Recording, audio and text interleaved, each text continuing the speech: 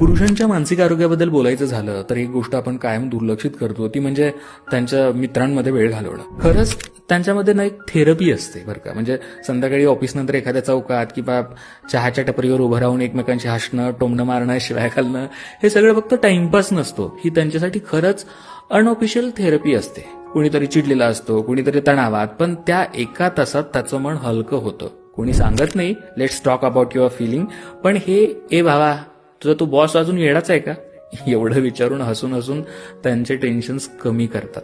ही गोष्ट कुठल्याही रिपोर्ट्समध्ये मोजली जात नाही, पण खरं सांगायचं झालं तर डोपामाइन, सेरोटोनिन मिळवण्याचे हे साधे मार्ग आहेत. शेवटी पुरुषही तुटतात, फक्त एवढंच की ते जास्त रडत बसत नाहीत, ते फक्त थोडं जास्त वेळ कट्ट्यावर थांबतात.